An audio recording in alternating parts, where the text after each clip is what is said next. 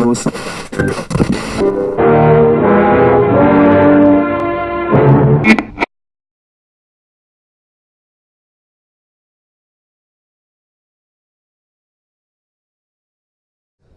please, yeah, all good. Cool.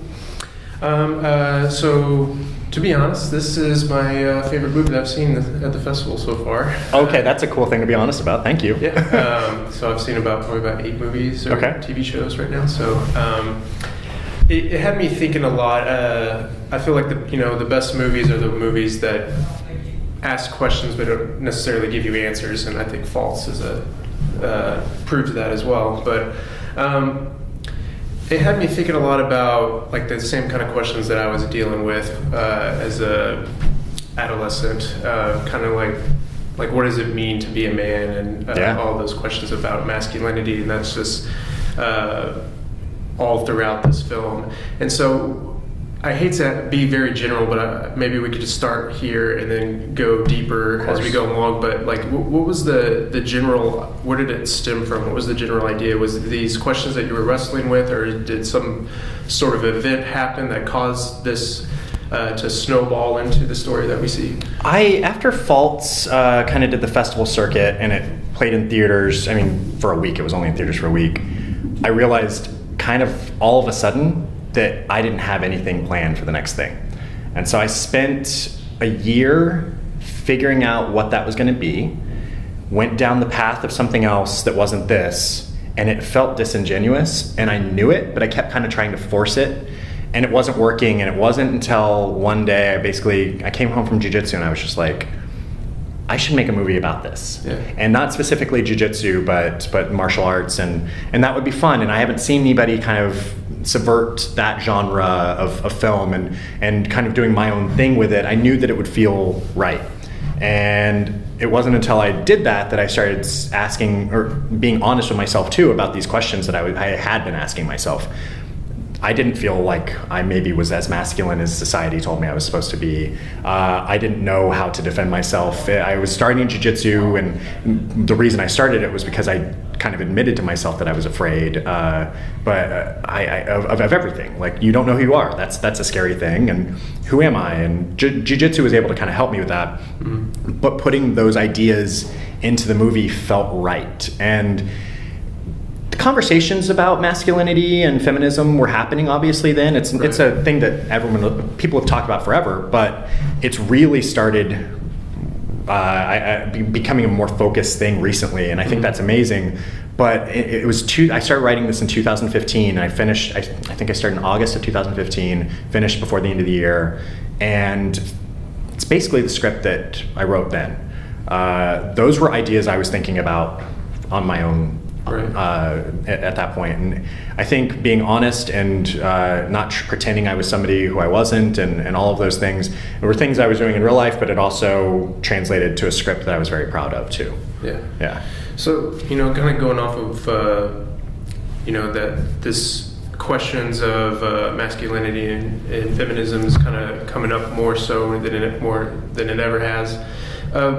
Do you feel that there's more of a pressure on you as a filmmaker that these are questions that I need to explore in my film, but I got to do them in a subtle way where it doesn't seem like I'm trying to hit the audience over the head, but I also feel like we need to make progress as filmmakers to kind of explore these things? I personally don't think that I'm making movies with a message in mind. Right. I think that I'm making things that help me, or I know kind of could relate to other people, but I'm not trying to. I think the word teach maybe is apt here. I don't feel like I'm trying to teach people. Mm-hmm. At the end of the day, it's a film that I want people to be entertained by. But if they take something away from it, it makes them kind of have their own questions. That's great. I'm going to be working with an actor soon on something else, and I was talking to them about it, and they kind of were like, I think there are people out there who are going to make those message films, and those are very important, but I think that we can also have films that don't have to have a message too.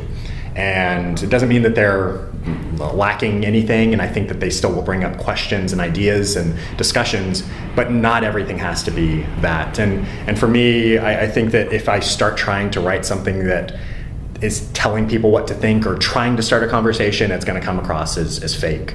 Whereas I think that there are people who can do that and do that very intelligently, and it feels very real and personal from them. But for me, it's more just it happened to be a thing that worked out for this particular film. Gotcha. Yeah. Well, I guess for me, it was just kind of just finding so many things that I could relate to. That's great to hear. And I sorry to cut you off, but like I had director friends that watched the film, or people who don't direct but they train jiu-jitsu or whatever. There were people that watched the film as we were kind of cutting it and gave their thoughts and ideas, and I had more people say to me, men in particular, say to me that they related to the character of Casey than I ever imagined would be the case, because I felt like it's an exaggerated, super hyper stylized version of maybe something that was deep down in my brain, but it's not me. But it's inspired loosely by feelings that I had. But to know that other guys felt the same way, I think that was pretty eye opening.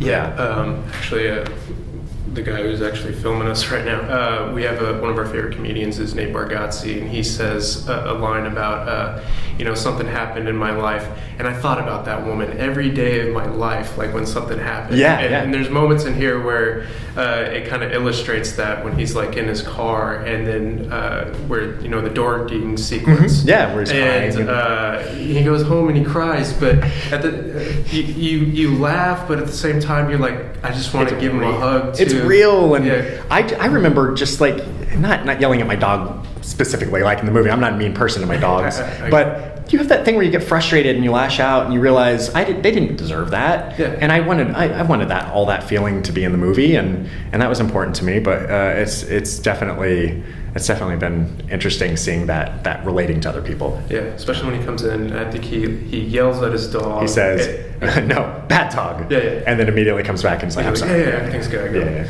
So we've all been there. I also love that because I took karate when I was very young. I haven't kept up with it at all, but I can remember being very little, and then just the sense of power you felt when you got that belt. I think as far as I got was a yellow belt with like 4 stripes. We all got yellow belts. I got a yellow belt. Everybody got a yellow belt if you did karate. The kids that went further, like that was a different story, but I felt like that was why it was funny to me that Casey in the movie, you only ever see him get to yellow belt. Like he's only been doing it a few months by the end of the movie, and it feels like a child belt. And so that image was just striking to me, and just the image of seeing grown men and women practice karate in general is a funny, weird, dorky, striking image. So as a kid, I did Soryu karate in Texas for I want to say 6 months. I got a yellow belt. The belts were, like you said, you feel that power, but it doesn't actually mean anything. It's like this. It doesn't. When you get promoted, it doesn't mean that you've all of a sudden gotten better. It's just it's showing a progression. And I remember feeling that same exact thing though. Yeah, but the belt, like it did for him in the film for Casey, it became like a security blanket. Sure. And so, do you have like a security blanket in your own life? Are you asking if I walk around with a belt? No, I know what you mean. I'm I guess I'd go to jiu-jitsu at least 5 times a week. That's something that makes me feel better. And I know people who run every day. I always have my Leica with me, like my old film camera. When I'm traveling, that's kind of a security blanket. I feel like I don't want to miss something. There's little things, but for the most part, it's just that jiu-jitsu, that routine of going to jiu-jitsu is a big security blanket. It's one of the few times during the day. I like to stay by myself and kind of watch movies or like cook or whatever at home. And so one of the things that I know I'm going to do in the day where I talk to people is going to jiu-jitsu or interact with people. And so I think it's an important social thing for me too. Sure. I also want to talk about the humor in the film. There's a very particular language in this film. The delivery, it's very deadpan.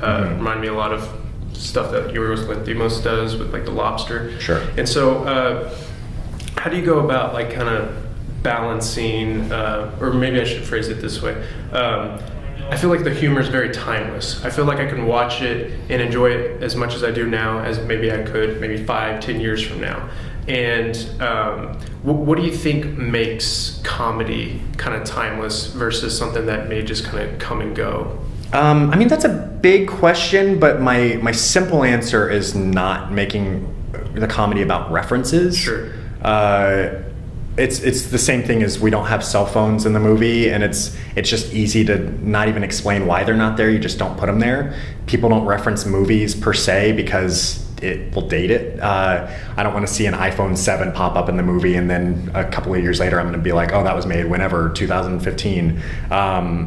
I don't want people to look at the jokes, because there are jokes, it's just that they're delivered in a different type of way. I don't want them to look at it and say, oh, that doesn't resonate with me as much anymore. It was more important that comedy come from the context of the film. Mm-hmm. And in the delivery of the dialogue, it was just very important for me that the actors, and we talked about this, we had conversations about it, but everything's very literal. Mm-hmm. You say what you mean, you don't sugarcoat anything. Right. For other people's feelings. And then also you don't sell it as a joke. So for me, if there's something funny and you say it like it's funny, it's not going to be funny, at least in the context of this movie. If you say it very serious, like you mean it, that's where the humor lies. And so it was I want to say that the short that I did, the Cub, mm-hmm. that was where I kind of realized if you don't sell something as a joke, it's more funny. Yeah. And it was just through kind of experimentation and watching films by filmmakers who I admire. Yorgos is one of them. Paul Thomas Anderson's hilarious without being funny. That kind of stuff, I think it just seeped into my consciousness or subconsciousness, and translating it to my own stuff felt right, and then just really pushing it even more towards a stylistic thing that felt right to me was I don't know, it's just trusting the process, and also trusting your actors, and then having them trust you to say a little less sometimes. Sometimes bringing it back actually gives you more. Mm-hmm. So yeah. I can't imagine what it must have been like on set. I mean, because I was laughing all throughout the film, and thanks. It just, I don't want to like rob the film of any of the jokes that it says, but stuff like the handgun sequence, and even when the sensei talks about like the backstory of how the Grand Master, the hike, what happened to him, and then the callback to it. Yeah, but it's just delivered so straight, just as you said, and I just can't imagine like what the energy must have been like on set. I guess that's a funny way of putting it, and I hadn't really thought about it, but sometimes if you're holding it in, like during the takes, you can't sell it as a joke. Yeah. That's where everyone breaks afterwards, the crew included. I think I'm the only one who ever broke on any set I've been on. I broke accidentally on Faults. I laughed and ruined a take, and I know that I did it on Self-Defense. I had to have done it at least a couple of times. Jesse is a pro at it, but even he had one scene where he has a confrontation with his boss, and he could not get that through that monologue. I want to say he did 15 takes of it because he kept cracking up in the middle of it because he has to say it so serious, and it's this stupid monologue where he's just saying, I can't do this because of A and B and blah blah blah, and Jesse just found the humor in it and could not acknowledge it. And so once he got it, he not only felt incredible, but he was able to laugh out loud, and the crew lost it. Jesse also is the funniest person. In the middle of every take, he would say things, or not takes, between takes, he would say things that just cracked us up, and they would come out of nowhere. There was one scene where we were shooting in his kitchen, and a plane flew overhead, and only he could really hear it because I had monitors, or the monitors on, and I couldn't hear it. And he just started saying something. I was listening, and I was like, I don't know what he said, but everyone burst out laughing. And then it wasn't until one of my editor's assistants cut together this blooper reel. The plane flew overhead, and he goes, "There's a million stories up there, or there's 300 stories up there. Each one has there's 300 people up there. Each one has a story," and the way he said it, and it just came out of nowhere. Like that's the kind of set that we had. It was super great energy. He killed the crew. Everyone was there for the project, and it was the best. Yeah. You got a minute and a half left. Okay. As a final question, I'd probably say the biggest thing that I took away from this film is the idea that this traumatic event happened to Casey at the very beginning of the film, but Sensei at one point in the film says like that was like the worst day of your life could also be the best day of your life. Sure. Something along those lines. And so was that also something that you maybe took from your own life and incorporated into the story that I don't know if that's something that you even want to discuss at all. No. That's a perfectly relevant question. I don't think specifically, but I think that that's something that all of the things that happen to you in your life inform who you are as a person. Yeah. And who I am as a person also informs who I am as a director. And so it's impossible not to let life affect you in a certain way.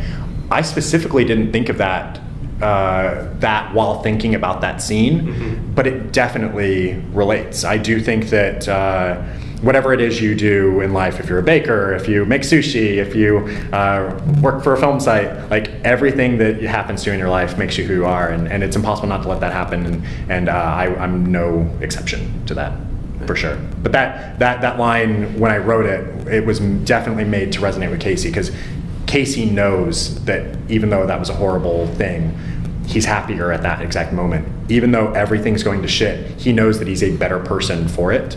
And I think even Anna, Imogen's character, watching from the sidelines, even the face that she gives, she knows that that's the case too for her. That said, they know that it can get better. And I think looking at it and saying, even if something's horrible right now, I'm going to learn from it and I'm going to grow from it. I think that that's something we can all do. Yeah. I mean, I thought of like a breakup that I went through or something like that. Anything. Anything like that. Yeah. Dude, thank you so much. Yeah, thank you. Appreciate it. Yeah, you guys have a great rest of your festival. It sounds like you.